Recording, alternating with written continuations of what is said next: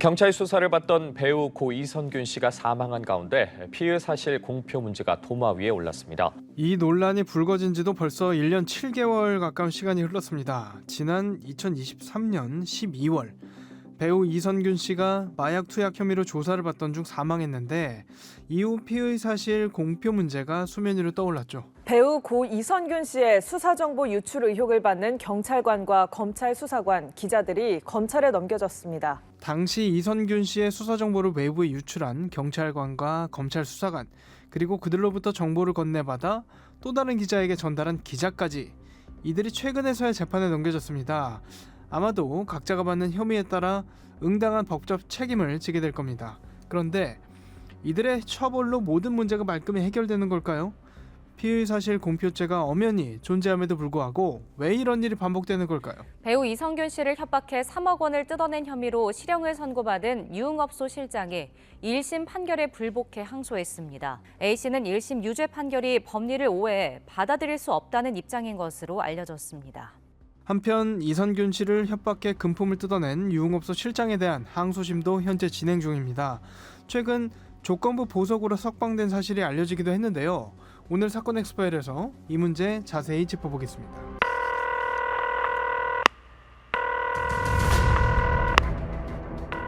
사건은 보이는 것보다 가까이 있다. 이원화 변호사의 사건 엑스파일.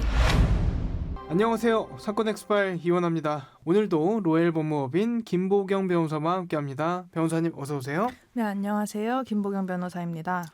이 논란이 불거진 지도 벌써 1년 7개월여가 지났다는 게 믿기지 않을 정도인데요. 많은 분들이 아직도 그날의 충격 기억하고 계실 겁니다. 저도 TV에서 봤던 장면들이 아직도 눈에 선한데 배우 고 이선균 씨 사건 저도 처음에 보도되자마자 굉장히 놀랐던 걸로 기억하거든요. 네, 이선균 씨가 2023년 10월 마약류 관리에 관한 법률 위반 혐의로 형사 입건되었고 당시 이선균 씨는 조사 내내 일관되게 부인해왔습니다. 다만 모두 아시듯이 이선균 씨가 극단적 선택으로 사망함에 따라 공소권 없음으로 사건은 종결되었습니다. 그런데 당시 혐의도 혐의지만 수사가 일반적이지 않았고 그 과정이 대부분 언론에 공개되면서 비판의 목소리가 높았습니다. 네, 공개 소환 조사를 불과 며칠 사이에나 3차례 진행했다는 점, 당시에도 꽤 이례적이란 말들이 많았던 것 같습니다.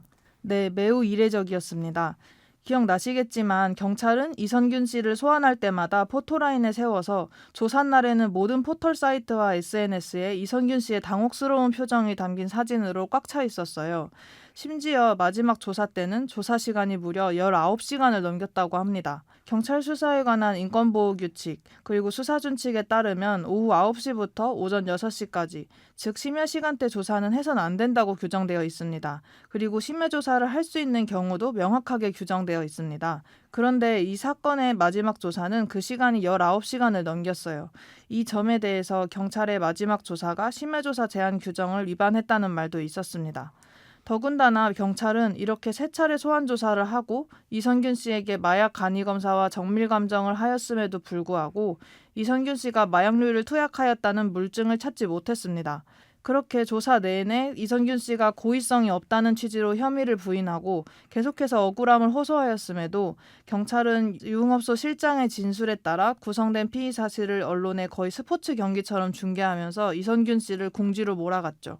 심지어 당시 고 이선균 씨가 유흥업소 실장의 진술의 신빙성을 따지기 위해 거짓말 탐지기 조사를 의뢰한 상태였다고 해요. 네, 사실 19시간 넘겼다는 거는 4시간 잔다고 하면 왔다 갔다 하는 시간까지 포함하면 거의 잠을 안 재우고 조사를 했다는 건데 이 조사 시간 자체로도 옛날에는 이런 경우가 있었지만 요즘에는 사실 이렇게 잘 안 하잖아요. 좀 심했던 것 같아요. 방금 말씀해 주신 대로 이선균 씨 측에서 유흥업소 실장의 진술 신빙성에 문제 제기를 하면서 거짓말 탐지기 조사까지 요청했던 상황이었잖아요. 일단 이 유흥업소 실장은 이 사건과 구체적으로 어떻게 연결되어 있는 인물입니까? 이선균 씨가 마지막 조사에서 진술하기를 실장은 이선균 씨에게 수면제라며 약물을 준 인물입니다. 그리고 해킹범으로부터 텔레그램 메시지를 통해 협박을 받아 이선균 씨에게 휴대전화가 해킹돼 협박받고 있는데 입막음용으로 돈이 필요하다라고 하면서 3억 원을 가로챈 인물입니다. 뭐라고 어떻게 협박을 했던 거죠? 해킹범은 유흥업소 실장과 이선균 씨와의 관계를 빌미로 돈을 요구한 것으로 알려져 있습니다. 그래서 결국 이성균 씨가 이 실장이라는 사람에게 3억 원을 건넸던 건가요? 네, 그렇습니다. 그런데 경찰 조사 과정에서 밝혀진 바에 의하면 실장을 협박한 사람은 실장과 같은 아파트에 살며 평소 친하게 지낸 사람이었다고 해요. 이 사람은 평소 친했던 실장이 필로폰을 투약하였다는 정황뿐만 아니라 이선균 씨와 친하게 지냈다는 사실을 알게 되자 불법 유심칩을 이용해 해킹범 행세를 한 거였습니다. 실장이란 사람은 협박범이 같은 아파트 단지에 사는 자신의 지인이라는 사실을 몰랐던 건가요? 네, 실장도 처음에는 익명 텔레그램 메시지를 통해 협박을 받아 누군지 모른다는 취지로 진술했다고 합니다. 수사 과정에서 그 협박범이 실장과 친한 지인 사이라는 게 밝혀졌다는 사실도 언론을 통해 알려졌죠. 그리고 협박범의 협박에 따라 이선균에게 3억 5천만 원이라는 거액을 뜯어낸 실장은 협박범에게 돈을 직접 주려고 했다고 해요. 그런데 정작 협박범은 실장이 한 남성을 대동하고 온 것을 보고 약속 장소에 나가지 않았고 이에 실장은 협박범을 직접 보고 돈을 주지 못했다고 합니다. 그리고 결국 그 돈 3억 5천만 원의 행방도 오리무중이라고 합니다. 네, 유흥업소 실장이란 사람과 그 실장을 협박했다는 B씨 둘 다 아직 재판 진행 중이죠? 네, 실장과 협박범은 1심에서 각각 징역 3년 6개월과 징역 4년 2개월을 선고받았고 1심 재판부는 둘의 공갈 범행이 피해자의 사망 원인이라는 사실은 부정할 수 없다라고 지적하였지만 실장은 협박범의 협박을 받은 피해자였고 그 협박이 범행에 어느 정도 영향을 미쳤으며 협박범은 대체로 잘못을 인정하면서 반성했고 부양할 미성년 자녀가 있다는 점을 고려했다라는 양형 사유를 밝혔습니다. 다만 둘 다 판결에 불복해 1심 판결이 확정되진 않았고 현재 모두 항소심 진행 중입니다. 이 협박 때문에 사망을 했다라고 1심 재판부에서 얘기를 했다고 하는데 이건 저는 좀 동의하기 어려운 것 같아요. 협박을 받아서 수사기관에 도움을 요청을 했잖아요. 근데 수사기관에서 수사를 받다가 사망을 했는데 누구한테 책임을 돌리고 있는 건지 모르겠어요. 최근 유흥업소 실장이 보석으로 풀려갔다는 보도도 있었는데요. 어떤 사유로 보석이 허가됐던 거죠? 네, 지난달 재판부가 직권으로 실장의 보석을 허가하였습니다. 형사소송법상 항소와 상고 등 상소심에서는 구속기간을 2개월씩 최대 3차례까지 갱신할 수 있습니다. 이 사건에서 유흥업소 실장은 1심 선고 이후 지난해 12월 31일부터 지난 5월 8일까지 3회에 걸쳐 구속기간이 갱신됐어요. 그렇게 되면 이제 돌아올 7월 16일에 예정된 실장의 항소심 선고 공판이 오기 전에 실장이 구속기간이 만료되게 됩니다.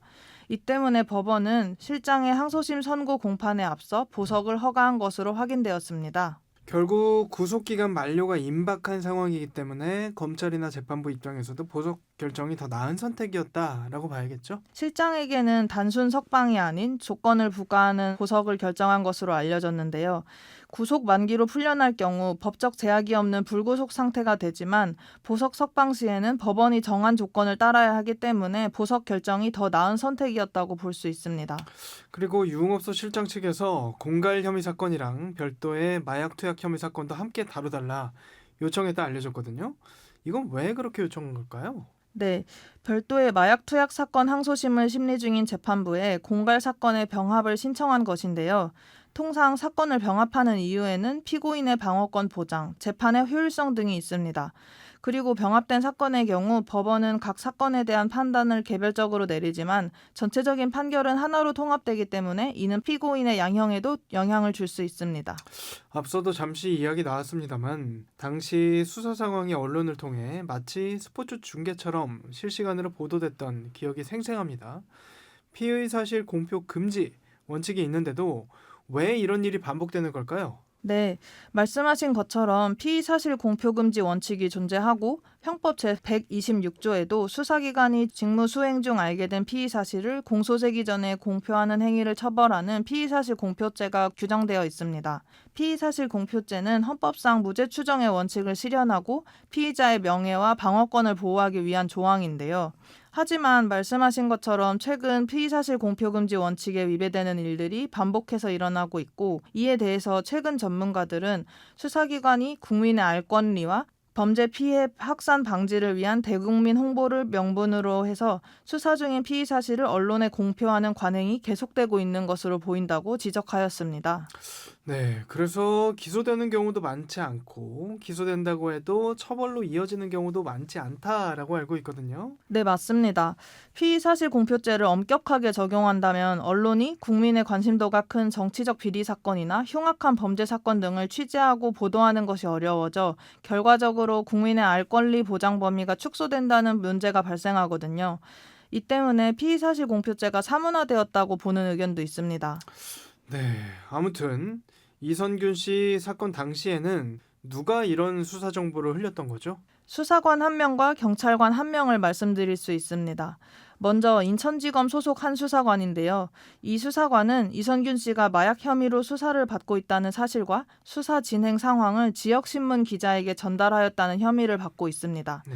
이 유출건으로 인하여 신문에 톱스타 L씨 마약 혐의로 내사 중이라는 헤드라인으로 기사가 단독 보도되어 수사 정보가 외부로 확산되는 기점이 되었습니다. 저도 이 당시에 이 헤드라인만으로도 큰 충격을 받았고 톱스타 L씨가 누군지 찾는 무수히 많은 댓글들을 봤던 것이 맞아요. 기억이 납니다. 네. 그리고 다른 한 명은 인천경찰청 소속 경찰관인데요. 이 경찰관은 인천경찰청 마약수사계 내부보고서를 유출한 혐의를 받고 있습니다. 그 내부 보고서에는 이선균 씨의 마약 사건과 관련한 대상자 이름과 전과, 신분, 직업 등 인적 사항이 담겨 있었다고 해요. 이 경찰관을 통해 보고서가 유출되었고 결국 연예 매체를 통해 보고서 내용이 보도자료로 공개되었습니다. 이 때문에 인천지검 형사 6부는 2025년 6월 5일 수사 관련 내부 정보를 유출한 인천지검 소속 수사관과 인천경찰청 소속 경찰 이 둘을 공무상 비밀누설 및 개인정보보호법 위반 혐의로 불구속 기소하였습니다. 네, 그런데 그 정보를 전달받은 기자가 이걸 기사화한 것도 법적으로 문제가 될 수 있는 건가요? 정보를 받기만 한 단순 수신의 경우 개인정보보호법 법리에 따라 처벌이 어렵습니다.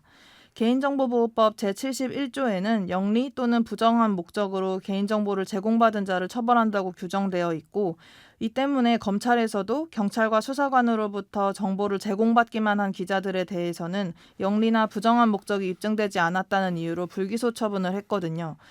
하지만 수신한 정보를 재전달한 경우는 다릅니다. 네. 현재 정보를 전달받아 다른 기자에게 이걸 또 제공한 기자의 경우 개인정보보호법 위반 혐의로 기소되었습니다. 네, 당시 논란이 막 불거졌을 때 이선균 방지법이다 뭐다 해서 법안도 나왔던 걸로 아는데요.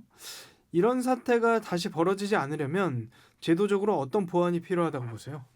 헌법이 보장하는 국민의 알 권리 정말 중요합니다.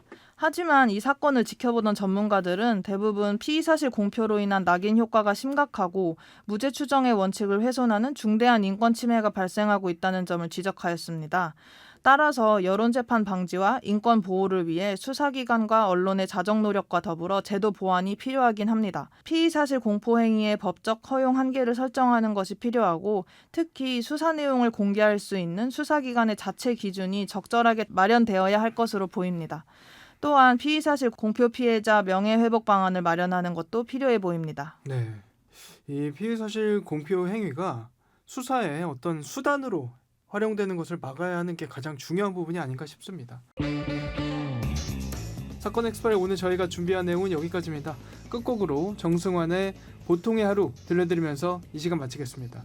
여러분은 모두 변호받아 마땅한 사람들입니다. 사건 엑스파일 여러분 고맙습니다.